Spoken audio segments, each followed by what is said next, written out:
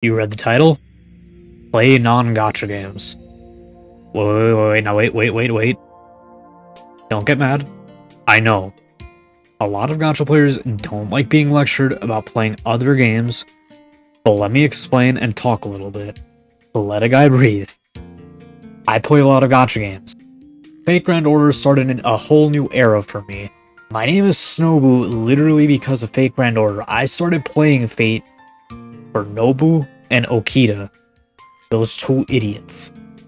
More importantly, FGO gave like the path for a lot of different games for me. I played the first prologue, the first chapter, the prologue with Fuyuki, and immediately downloaded Fate Stay Night's visual novel after this. There was no official English release at the time, but even then I downloaded it because I wanted to experience it. That was quite some time ago, and I'm genuinely thankful to FGO for that. Now, while that was a bit of a side tangent, it still kind of gets to the point that I wanted to make earlier. But let's take a step back and forget what I said about playing non-gacha games for a little bit. It is really easy to get lost in the sauce of gacha games. What I mean by that is that people get trapped in negativity loops very easily when playing gacha games. You'll notice this also if you see a lot of gacha content creators.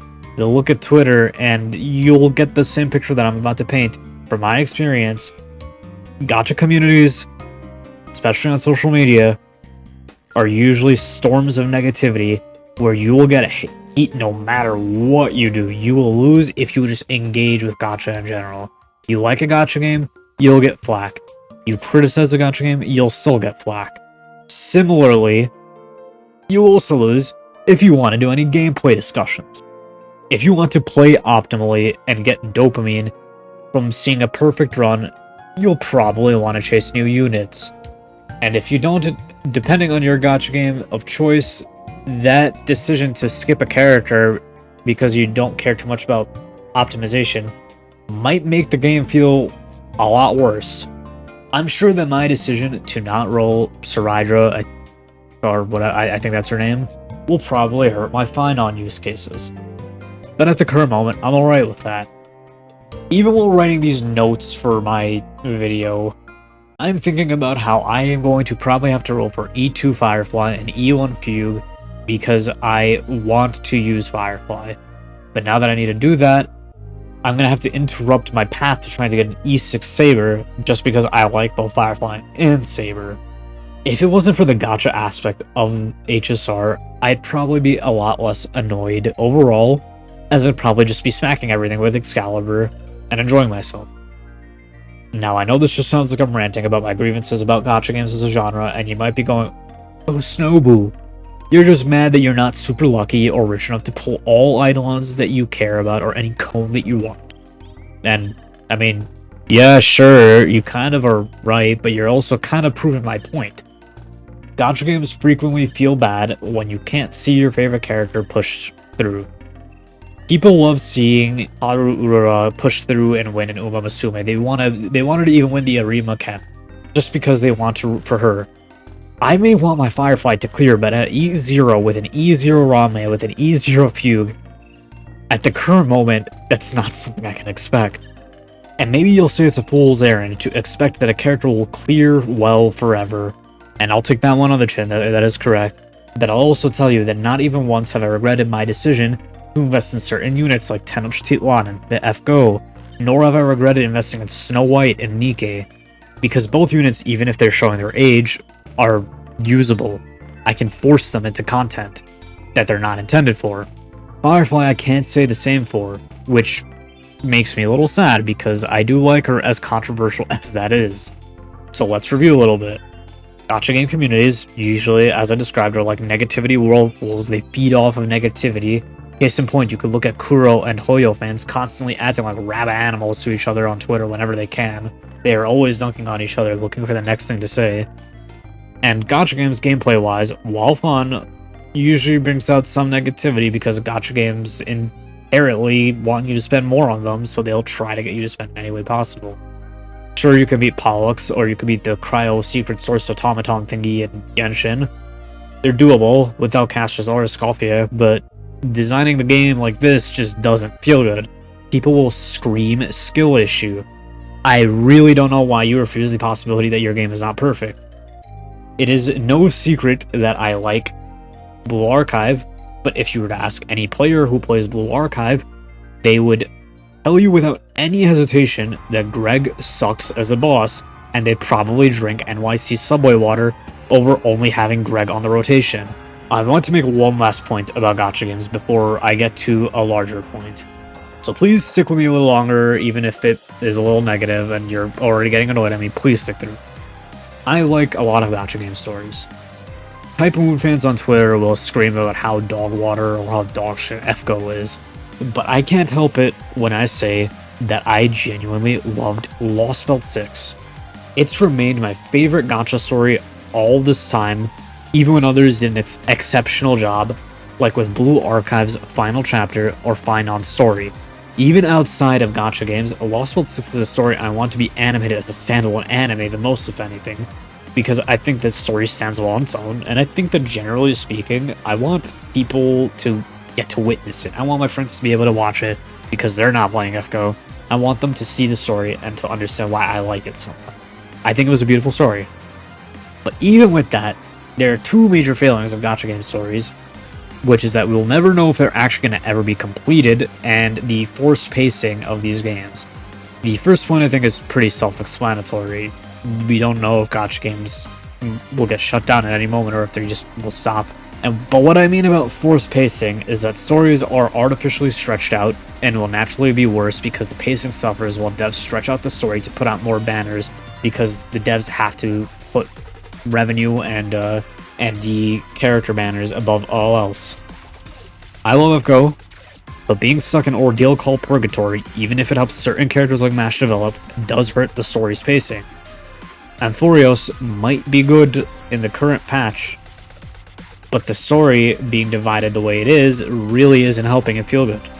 I have little interest in the Cianjo Alliance, but because the story is being divided in the most weird way possible, where there's like one patch and then we go into another planet for like 5 more patches and then go back, it hurts the story's pacing.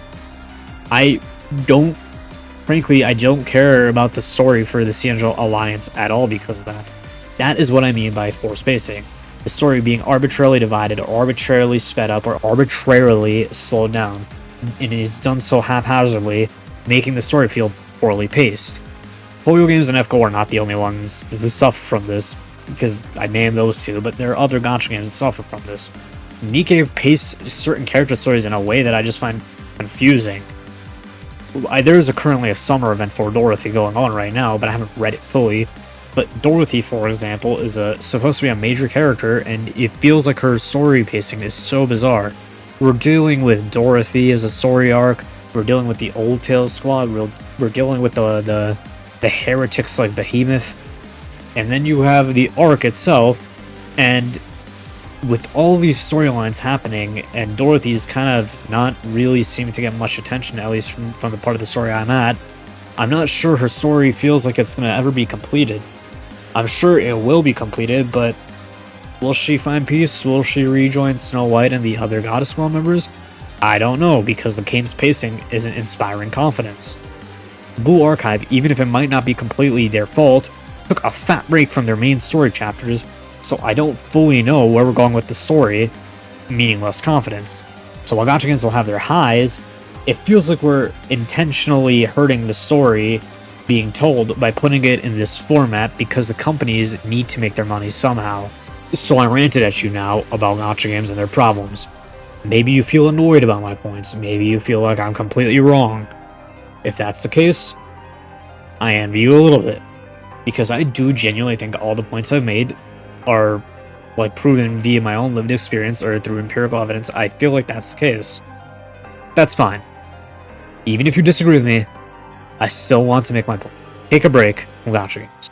Not because gacha games are the amalgamation of all the world's evil, but because it allows you to actually enjoy them more when you can actually take a break from them.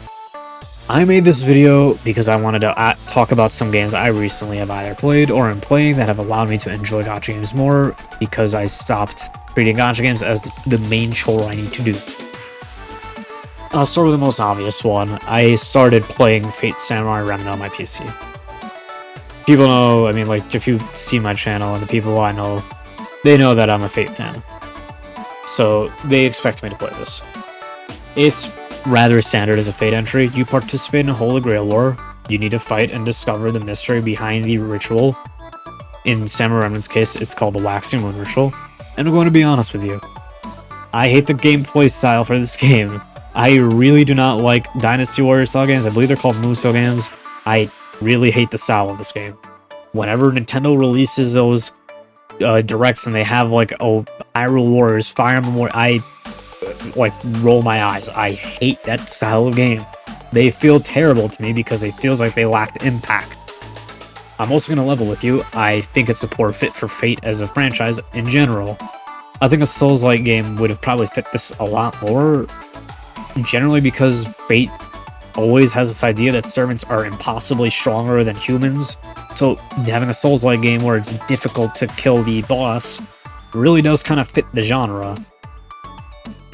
And also because I'm gonna be honest, when I felt what I felt when I was playing this game is that this game kind of already had the skeleton of a Souls game, but was dressed up and had the internals of a Musou game. But even then, the gameplay actually felt relatively fine. Specifically, the servant boss fights were actually really fun. But it felt more like a Souls game when those parts were, like, granted, but even then they were fun. The mob fights were frankly boring. They weren't terrible, they're fine, but they're a little boring. I wanted to talk about this entry, this game, mainly because I think the story was great. I didn't play the DLC, so I can't speak for that, but the base game I liked most of the characters. They all felt compelling in their own way, and all had relatively good stories. Shosetsu, Chiemon, and Musashi were all fun characters, but the actual standouts were Iori and Takeru. Takeru is a good character, the story for them is simple, but effective.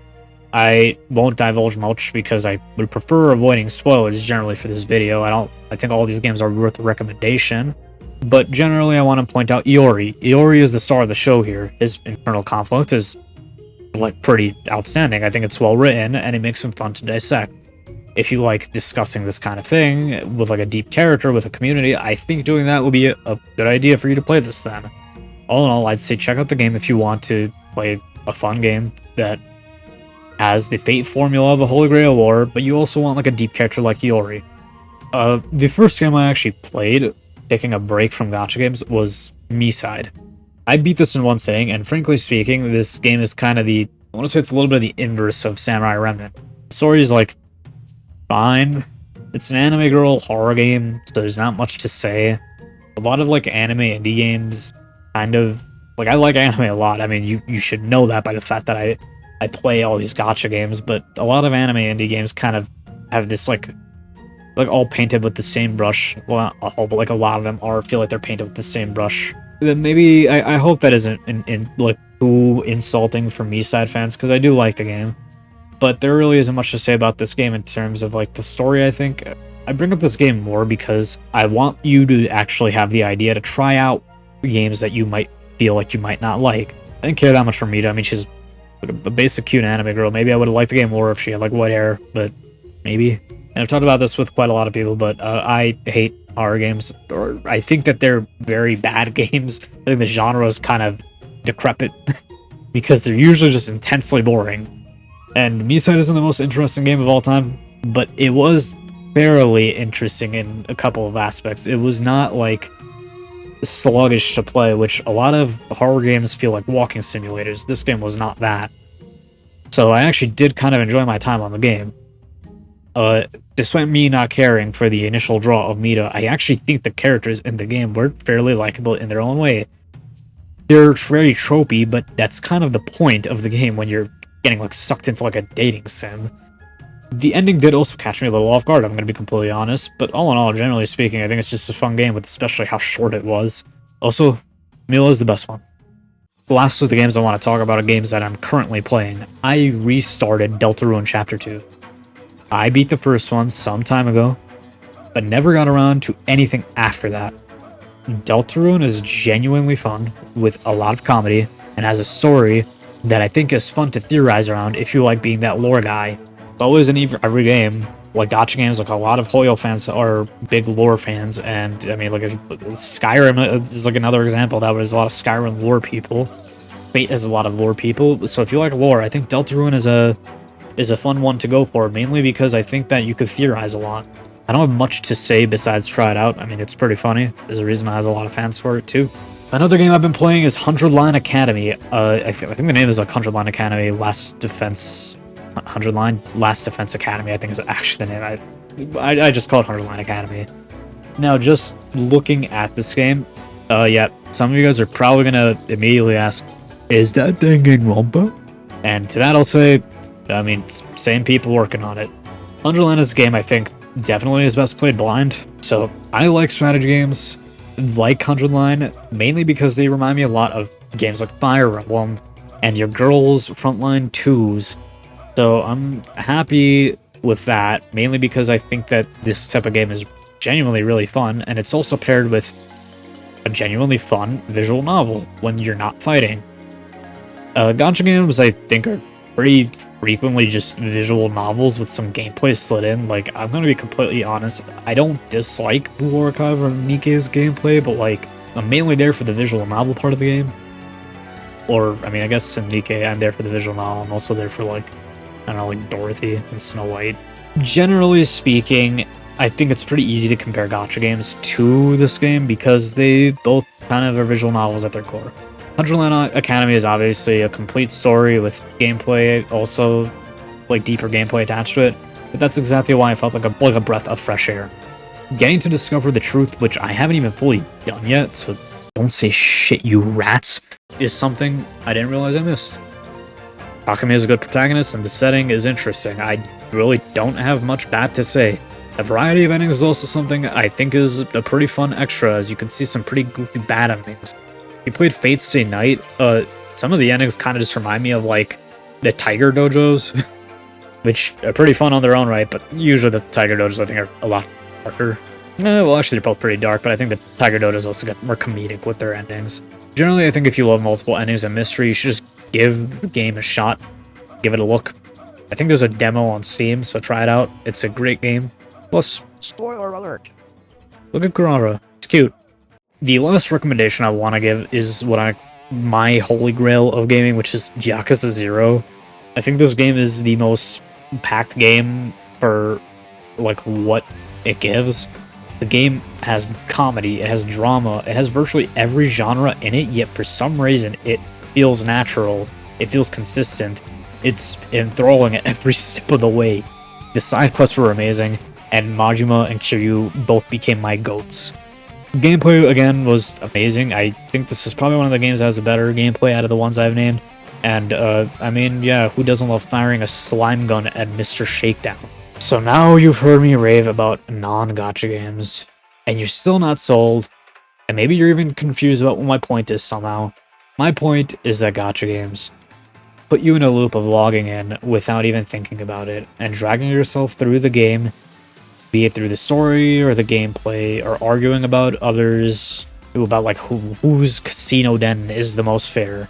But by allowing yourself to consume other media, you're allowing yourself to gain a better outlook on the game. I played Deltarune, yet I still appreciate HSR's gameplay. I love 100 Line Academy's story, yet I still love Lost Belt 6's story. You don't need to be afraid of trying new things. It doesn't even need to be games that you need to try. Maybe you watched The Truman Show before playing Fine on Story Quests, and it made you appreciate the story even more. That's the kind of advice I'm trying to relay here. I know we don't all have infinite free time, but choosing to keep gacha games a game is a better idea than letting it become your part-time gig to fight for them online or to log in mindlessly. So don't stop playing your gacha games if you don't want to. Just take a break once in a while if you're not enjoying it. Go play a game from your backlog. Watch Breaking Bad or something. Maybe you'll come back with a new passion like HSR a little more. And if you had an unhealthy relationship with your gacha, maybe this helps. Or maybe you'll delete all your gacha games after realizing that Jesse Pinkman is the GOAT.